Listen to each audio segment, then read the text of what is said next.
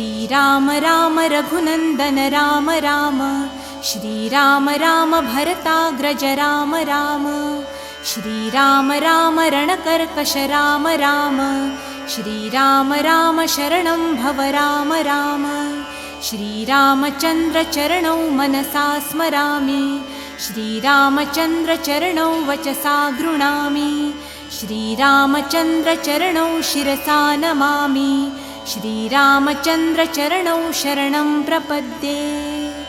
माता रामो मत्पिता रामचंद्रः, स्वामी रामो मत्सखा रामचंद्रः, सर्वस्वं मे रामचंद्रो दयालुन्, नान्यं जाने नैव जाने न जाने।